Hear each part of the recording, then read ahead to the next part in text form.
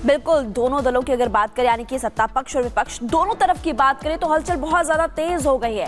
क्या कुछ चल रहा है महाराष्ट्र विधानसभा चुनाव को लेकर के सियासत में, सियासी सरगर्मियां कैसे बढ़ रही है, इस रिपोर्ट के जरिए आपको बताते हैं।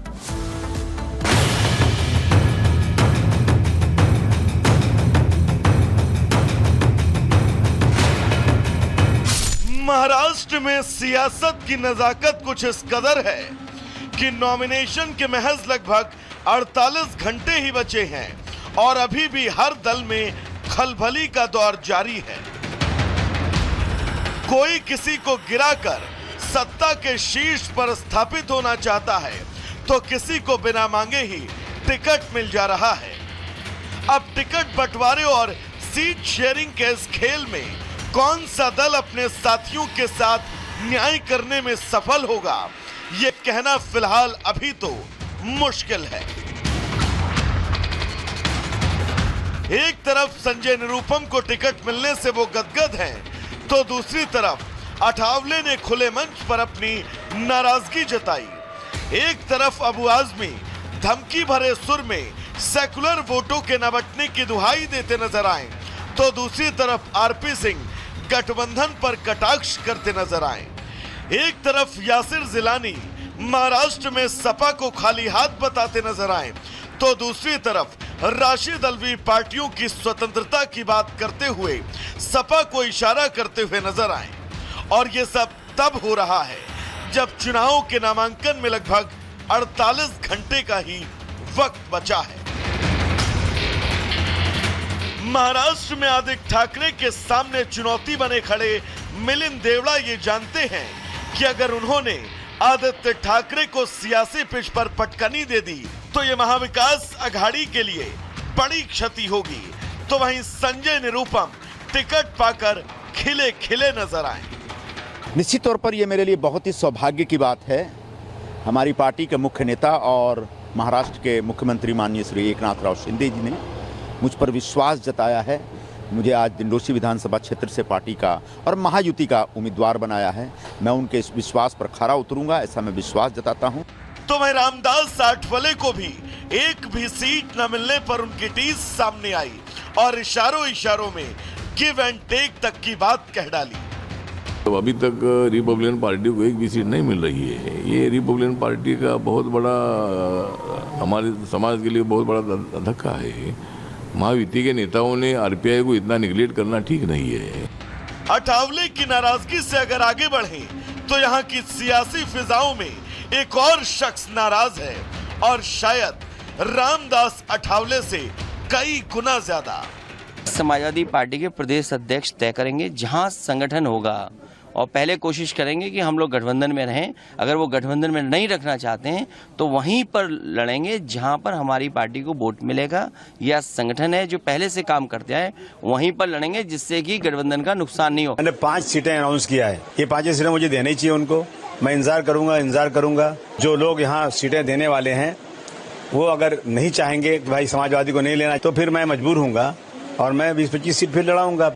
और तो और आजमी ने सोशल मीडिया पर पोस्ट कर गठबंधन धर्म निभाने की दुहाई तक दे डाली।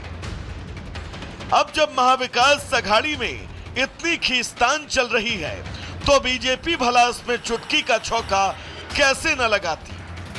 आपस में सब कुछ ठीक नहीं है। वो बेशक कहें कि हम ऐसी जगह से कैंडिडेट खड़े करेंगे जहाँ पर इंडिया गठबंधन को नुकसान ना हो, तो जब आप कैंडिडेट खड़े ही करेंगे और उसके सामने इंडिया गठबंधन का कैंडिडेट हो गई तो इसका मतलब कि आपसे आपस में झगड़ा होगा ही होगा। तो ये सब कुछ ठीक नहीं है, सिर्फ ये सत्ता के लोभ के चलते इकट्ठे हो रहे हैं।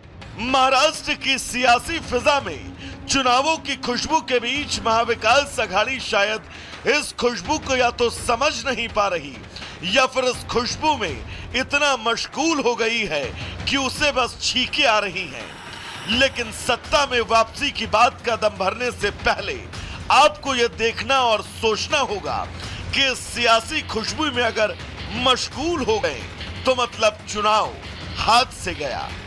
Bureau report, Republic Bharat. और चलिए खबरों में आगे बढ़ते हैं, बात करेंगे हैदराबाद की, क्योंकि हैदराबाद के सुल्तान बाजार में एक दुकान में आग लग गई। 90 सेकंड के अंदर पूरी दुकान जो जलकर खाक हो गई। दिवाली का मौका है और ऐसे में जगह जगह पटाखे की दुकानें लगी हुई है। हैदराबाद के बाजार में भी पटाखे की दुकान सजाई गई थी, जहां लोग गए हुए थे पटाखे खरीदने के लिए, लेकिन जैसे ही ये विस्फोट होता है लोग समझ ही नहीं पाते कि आखिरकार हुआ क्या।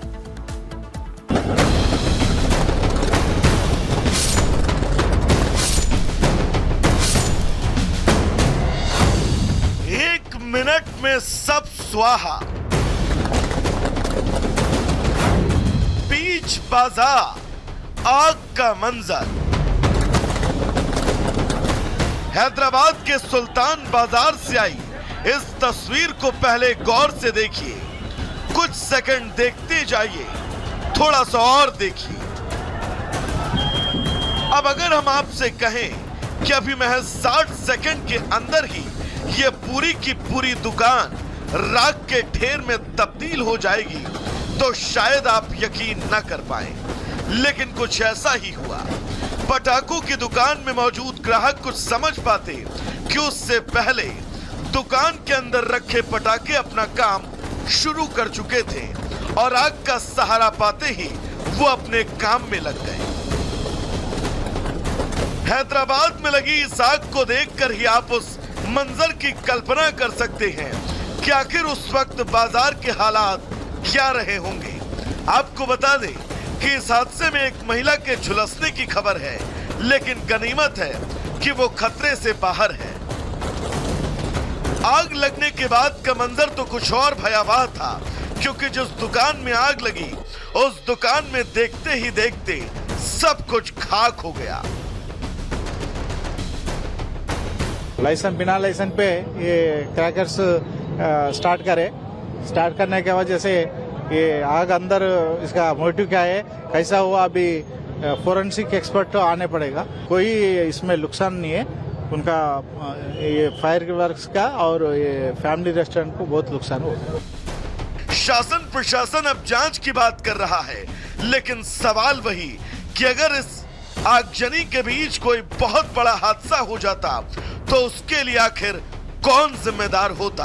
खैर, जांच होगी, शायद कुछ कसूरवार भी सामने आए और कुछ दिन बाद लोग भूल भी जाएं, लेकिन ये तस्वीरें आज नहीं कई सालों तक लोगों के जहन में जिंदा रहेंगी और उन्हें परेशान करती रहेंगी।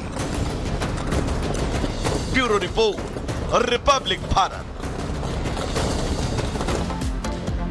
हैदराबाद के सुल्तान बाजार में जो कुछ हुआ वो सबक लेने वाला है, लेकिन इसके पहले भी अग्निकांड से कब कब सबक लेना पड़ा है वो आपको बताते हैं।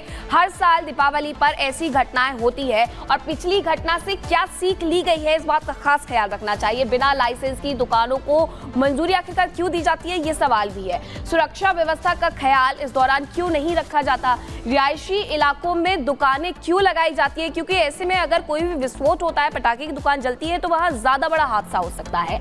मेडिकल इमरजेंसी की व्यवस्था इस दौरान क्यों नहीं की जाती है, फायर ब्रिगेड का नंबर क्यों नहीं रखा जाता। पटाखे की दुकान है और ऐसे में फायर ब्रिगेड के नंबर की आवश्यकता होती है, जो कि होना चाहिए। अगली खबर क्या है बता रही है महिमा। खबरों में आगे बढ़ते हैं, बात करेंगे टिकट से जुड़ी हुई खबर की, क्योंकि आपने कई बार सुना होगा कि बिना टिकट बस में सफर ना करें, लेकिन क्या आपने कभी ऐसा सुना है कि किसी यात्री के पास टिकट नहीं है और बस के जो ड्राइवर और कंडक्टर उनकी शामत आ गई। मामला है राजस्थान और हरियाणा से जुड़ा हुआ। पूरी खबर क्या है आपको दिखाते इस रिपोर्ट के जरिए। जितना इस पे हो सकता था ना जी, उतना कर दिया है। तो भैया मैंने आपको जितना ज्यादा से ज्यादा होता था उतना कर दिया है जी।